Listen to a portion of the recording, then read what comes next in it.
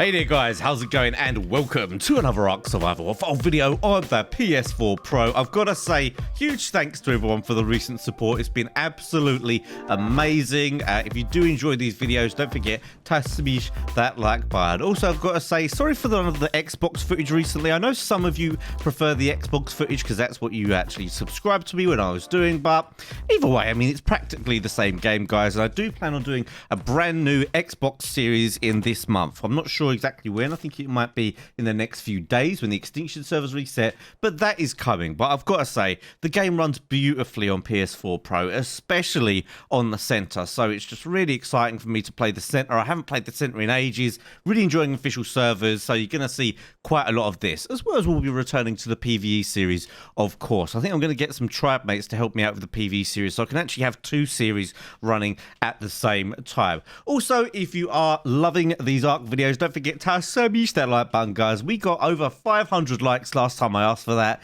If we could do that again, would be incredible. Really does mean a lot and really helps get the message of my videos out there to other people who might need them. And I'll be honest, guys, there seems to be a lot of PS4 players that need to watch my videos. So many of these little raids you're going to see today are going to be completely avoidable if they just knew a few things about the game.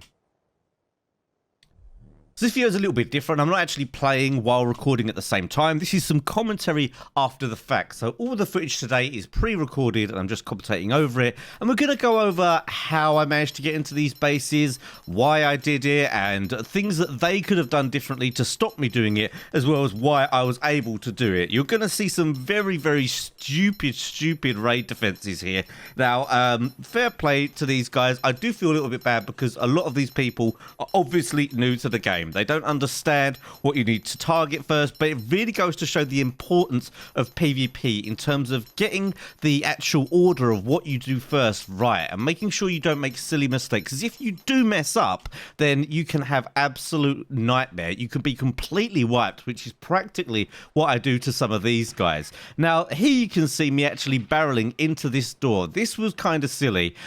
These guys just left their door open. Now, this is one of the reasons I wanted to get an early good Pteranodon. Pteranodons are probably still the most overpowered dino in the game. They did actually nerf them a little bit so they can be bowlered. Also, they nerfed the damage so they don't do as much damage. However, they're still super strong. As you can see here, Pteranodons can fit through door frames. Now, that is super strong, especially if you just hang around people's bases who are a bit careless with their doors. So not only does this mean you should really, number one, always close the door behind you, but number two, always have a door lock on your base, or like an airlock I like to call it. So make sure you have a door, then a second door after it, so you can make sure that both doors are never open at the same time with you exiting. If you just have one door like this, then this can happen. Even if you're just opening the door, someone can come and barrel you as you're doing that. Now, I really wasn't sure what to expect here in this base. Obviously, it's stone. It wasn't too big. They didn't have that many tames, but my word, I was surprised when I got in here. As you can see, there was quite a few people in here, and I just stayed on my bird and kept barrel rolling. Now, if I had a lower level Pteranodon, it would have really struggled here to keep barreling because the high stamina of a good Pteranodon is what allows me to stay on and to kill the people. Now, could these people have defended me any better? Possibly. Some of them did get swords out, which isn't the worst, but really pikes are quite good like this guy's doing here. But when my Pteranodon is so high level, they just can't kill it before I manage to kill them with the barrel roll. So really, if this kind of thing happens, someone comes at you, you really need to be thinking bowlers. Bowlers are probably the best defense against Pteranodons, especially once they get into a small area like a base like this. If someone had bowlered me, then if there was still a few of them alive, they all could have started meleeing me at the same time, and it would have been all over. But obviously, I'm going to use this to my advantage. I'm just going to keep barreling and barreling, and my barrel roll will actually destroy all of the things that are in their base as well. I think it destroys anything that's not metal, and a lot of the structures here don't count as metal. Also, it can't damage stone walls either, but a lot of the things like the smithy and obviously the storage boxes count as wood, so I could just keep barreling. So I was going to maybe like go a little bit easy. I mean, I do go kind of easy on some of the people in some of the little raiding videos you'll see in the future. But the problem with this one was once I was in that door, I didn't expect there to be so many people. And also I didn't expect them to have like quite a lot of loot. So I was really like, look, I've got to just keep barreling here. I've got to try and kill all of them. Otherwise I risk losing this brand new Pteranodon tame that I was really happy with. And as you can see, they kept coming at me. Once you destroy their beds, it can be a lot more difficult. Again, this is another thing that you guys can learn from these people's, well, bad fortune, is have multiple beds available and don't have all of your beds inside the base, because as you can see here, I got inside and I managed to destroy the beds pretty quickly. Once the beds are destroyed, then where are you going to spawn? You can spawn at a nearby area, but then maybe you're not going to have any stuff. A really good idea is to have a secondary base quite nearby with just some basic things, some bowlers, some spears, some clubs, some bows and arrows, parachutes, a little bit of armor. It doesn't need to be a big base, just a small base with a bed in and a storage box or two. They could have spawned at that and then kept coming at me. However, like I say, these people were probably quite new to the game based on they had no idea about this aerial threat, and that's going to be a theme you're going to continue to see in these highlight clips, is that most of these tribes just had no idea about the aerial threat. I mean, we're going to see holes in roofs, we're going to see, well, like you see, I just barrel into this base here, and remember, your base is only as strong as its weakest point. It's all very good having a completely stone base, but I've seen people with like still thatch areas of a base. If you don't have time to completely encase your base in stone, thatch, metal, whatever it is, the best thing you've got at the time, then just make it smaller. Don't make it too big so that you can't finish it in time. These guys had quite a few more people on here, so they'd been a bit more organized. I'm sure they could have done a much better job here. They didn't have plant species down, and this server is well into a week here, so on double XP and double taming, there's no excuse to not have plant species down as well. And actually, I've got some okay stuff from this. Generally, in this kind of raid, I just take things that are light and not too easy to get. Obviously, you don't want to be taking pikes and things that are heavy that you can make easily yourself, because you've got a Pteranodon, especially if you're solo, so watch out for that. But yeah, unfortunate for these guys. To be honest, I couldn't really believe my luck, but I think it's important that we look at these kinds of simple raids against players who don't know what's going on, because I think you guys can learn a lot from this, even not only in terms of, oh, look at this, I got the apprentice shotgun, that was awesome, apprentice shotgun blueprint, but you guys can learn a lot from this, not only in terms of how these guys could have defended better, but also what to do if you want to attack people in this style. Now, this next kind of solo raid clip is one that I didn't plan. I was actually, as you can see, collecting myself some obsidian from this lava head, so I could go and make some polymer to make myself all kinds of cool things like rocket launchers and so on. However, on the way back, I saw this massive base being built. This one is a classic case of not only getting your priorities wrong, but also building too quick, too fast. When you see my bases on PvP, and I don't mean to like be patronizing or anything when I'm talking about this, but I've got a lot of experience in PvP servers. You'll see me making things as small and as hard to raid as possible. You won't see this, which is what I find here. If I just look below me, I saw that these guys had like areaed off the whole island. This is whole, like, quite a small little mini island, and that is not a quick and easy thing to do. It takes a while to actually put that many walls up. It was 4 walls high all the way across. So again, what you're going to see here is days and days and hundreds of hours of hard work just disappear in literally minutes. And look at this. There is a hole in the roof. This literally blew my mind. There is a hole in the roof, and not only is there a hole in the roof, this allowed me to go in, barrel the people that were in there. They were not expecting me whatsoever. But also look at those stairs. Stairs are quite nice looking, but guys, hatch frames. You've got to do hatch frames with trapdoors. These stairs are for PvE. They're for people who just want to have a nice looking base, and I understand that. The game's new. These guys, I hope I haven't put them off the game too much by doing this, but it's really important for all of you, thousands of people watching, that you can see what not to do. Please learn. Please learn from this. The Pteranodon is super aggressive. To be honest, even if I didn't have the Pteranodon and I had a similar thing, like anything where I could have got near this base, I still could have jumped in the top here, and if these guys weren't expecting me, if I just ran in with a metal pike and high melee, I probably still could have done just as much damage. Now, once you're in this situation, it's not over. It might look like it's over. I'm in. I've started smashing some of the stuff. By the way, they've got a fabricator in a wooden building. Mind blown. No idea what's going on there. If you're at the point where you can make a fabricator, guys, you can make some metal walls. And again, this base, it's a big shell. A nice big shell sounds good, especially when you've got a big tribe. Don't get me wrong, I've had tribes with like 15 plus people in, and the temptation is, oh, let's make a nice 5x5 foundation base. It will look super cool. It'll fit in there. There'll be loads of space.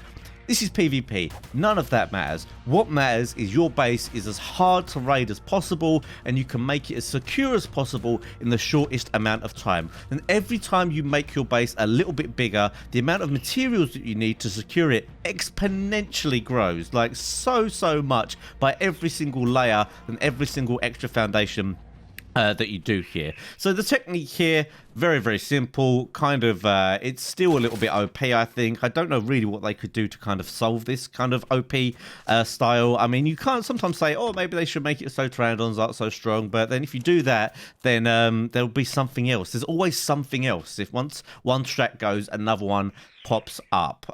Personally, I think the barrel roll thing that you're seeing me doing, which is attacking people, I think they should take that out. You should be able to do it, but it shouldn't do any melee damage, because as you could see from this footage, doing that allows me to just take everything out. And again, the way these guys could have defended against this, if they had bowlers on them when I went in here, if they'd have started throwing around bowlers, I would have really started panicking. That's happened in previous raids, and it should happen in raids where people were a bit more experienced. Throwing around bowlers, just keep trying to hit the pteranodon with the bowlers. Eventually you might get it, and once the guy's off their tame, then they're very much vulnerable compared to on it. And here you can see people come in. Every time they come in, back on the tame, just attack them. And these guys were obviously a big tribe. I mean, look at the amount of people that are being killed here. Look at the size of the area they're trying to corner off. And they must have just thought that just having the whole area fenced off is enough to mean no one can get in here. I don't know if they just don't know about flyers, or they haven't seen people with any flyers, pteranodons, argents, and so on. But yeah, big mistake here. I know how this feels. I do feel gutted for these guys. And don't get me wrong, guys. Ark Karma will come and get me, but this is PvP. If you have the chance to set back any tribe of any size, do it. I've done it before. I've gone easy on tribes. I've not set them back when I've had the chance, and every single time I regret it, because they build up super quick, and before you know it, they're super hard to raid. The actual curve of going from easy to raid to very difficult to raid in Ark can be very steep once you get to a certain point. Once auto turrets are up, it's a whole different ball game. So anyone who doesn't have turrets up, I'm doing my absolute best to just get rid of everything here. I'm only taking things again which are light, which are going to be useful to me, all the materials I can make, and I am on my own here, so there's no need for me to carry loads and loads of stuff. But yeah, these guys got wiped in a matter of minutes. I feel bad, but learn from their mistakes, guys, and obviously learn from my technique here if you want to have the advantage over any new players playing PvP and you want to try and be a strong tribe. You're going to have to start putting tribes down. Now, you can play PvP differently. You can play it in a way that means you're going to be a little bit more cautious. You're going to make allies. You're going to make friends, and that can work. That's not how I play PvP. If I want to get along with people, I'll play PvE, and as soon as I get wiped because I've been too aggressive, you know, it happens. You know, I'd rather do that than just play friendly PvE server style on a PvP server. So, yeah, this was a complete mess, to be honest, but we've still got more here to come.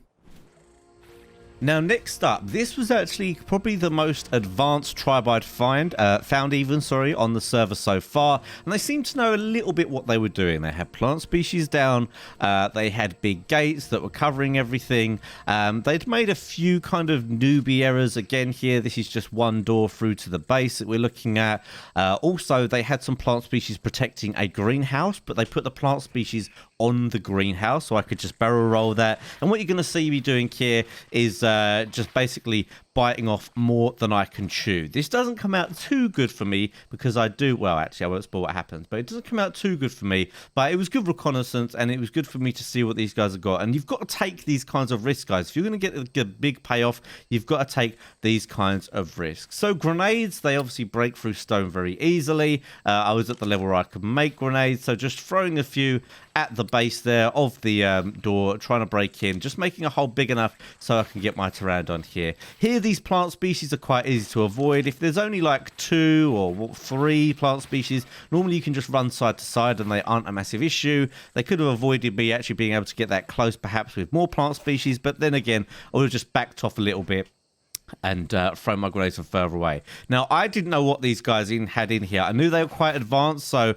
my thought process was I just get in, and the key really is to just keep barreling and barreling and barreling. And I get in here, and look at this. As soon as I saw this, I was like, oh, damn. Not only do these guys probably know what they're doing a little bit, they've got dodos for making kibble, they've got pteranodons, they've got scorpions as well, which I'm presuming are not only okay for base defense, but they're good for taming T-Rexes, because they lay the eggs that the T-Rexes like to eat. And I just decided, well, now I'm in here, I've got to go at this, let's just start barreling, and you never know, I might just get away with it. So obviously with the first barrel I get to see what's on passive, what's on neutral. There was one pteranodon on neutral. It does make things a little bit harder here, but for the most part I am on quite a strong pteranodon, so I'm thinking, oh, you know what, I should be able to get through this. I should be able to just keep barreling and be able to take out most of this stuff.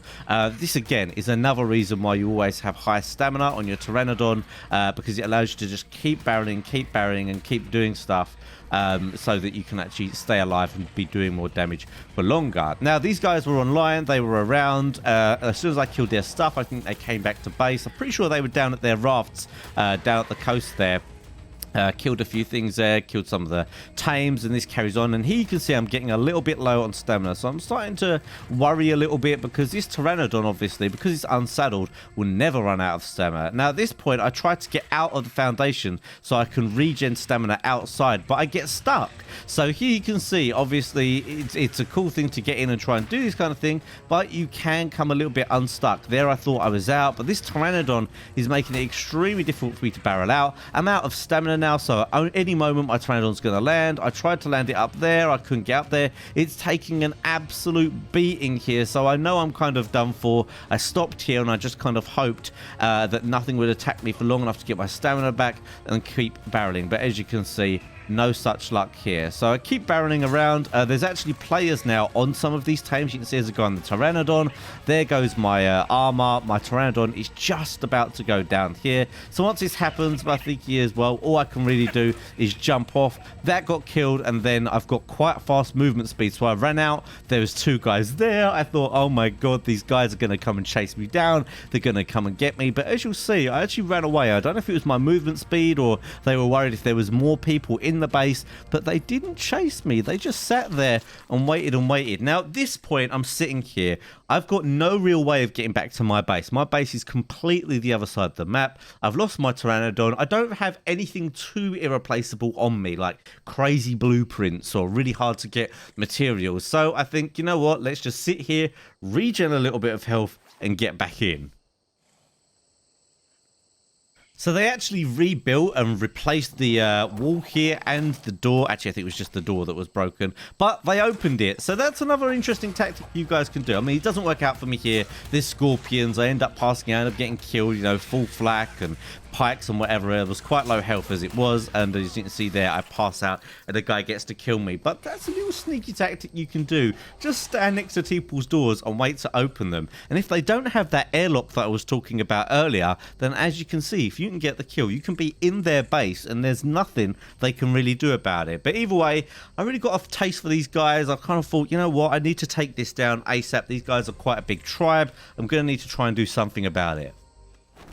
So I went back to my base, grinded out for a rocket launcher and some rockets. I think this is the first time I had rocket launcher and rockets at this point. This is quite dangerous to do, using rocket launchers and rockets. They are very strong, but also you can easily blow yourself up with rocket launchers. So something to be aware of if you're going to use them. Now I knew that they were all stone, so any stone structure is going to take only 1 rocket to take down. So my plan was here to just rocket in, and because there's quite a lot of them online and it took me quite a while to make these rockets, I was just going to keep rocketing away. And I thought, you know what, if I kill the beds, if I kill a few of them, then it's going to be super difficult for them to do anything. Just basically do as much damage as possible, because these guys are obviously quite advanced, quite bit up. One of the biggest tribes that I've seen, and they had some of the most stuff. Now I do just kind of go crazy. I've made quite a lot of rockets, but by the time I'd fired off 4 or 5, I could see that there wasn't really much left. I actually thought there was more to the base than this, but as you can see here, I actually went to nearly blew myself up there.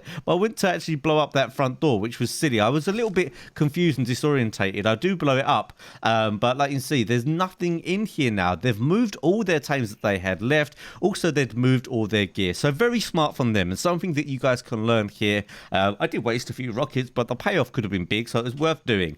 So as you can see here, I'm going to check all the smithies and check the bodies and so on. Not only did they obviously move all their gear, and I did see them have quite a few rafts, so they've moved all their gear somewhere else. So maybe we'll come back another time, see if we can raid them. But they also moved their dinos, and if they hadn't have done that, as you can see here, I came in with a rocket launcher. They've got no auto turrets to defend against it, so it would have been very, very bad news for them. So I didn't really come out really with much from this raid, but it's worth doing. You've got to, what's the word? Speculate to accumulate, I think is the phrase. You've got to at least have a go and see if you can get anything. You'll find a lot of the time you can get quite a good payoff. I checked the smithy here, nothing really in this. So this sums it up for today's episode. I hope you guys learned a lot, not only from what I did, but from the mistakes of the other tribes. I really hope that I haven't put these guys off too much from playing the game. I know what it can be like when you get wiped on an official server especially, and you put a lot of effort into it, especially if you're really enjoying a new game. But I thought you guys would much prefer to see the tips, how to avoid this, and obviously I don't end up doing this too much. I did kind of feel guilty after these little raids, and you'll see in future videos, I don't quite go as hard on people that obviously aren't really too sure what they're doing. But these guys, you know, they had some things set up. They had all the tames ready to tame some big stuff. They obviously had big plans, so I wanted to do as much damage as I possibly could. But that's it for today's video, guys. I'm going to try and get a PvE video out for you guys tomorrow. I've neglected that series a little bit, but the thing is, once you get on PvP, it's very addictive, because every moment you're not on there grinding out, the other tribes are on there and they're grinding out more turrets, they're grinding out more materials, and it's kind of like a race to see who can tech up and who can build the best, and that's what makes PvP so addictive, and while you'll see quite a lot of it from me. But anyway, that's it for now, guys. Don't forget to check out all of my other YouTube videos I've been doing recently. Loads of tips in there, loads of cool footage, but I'm out for now. I'll see you all next time.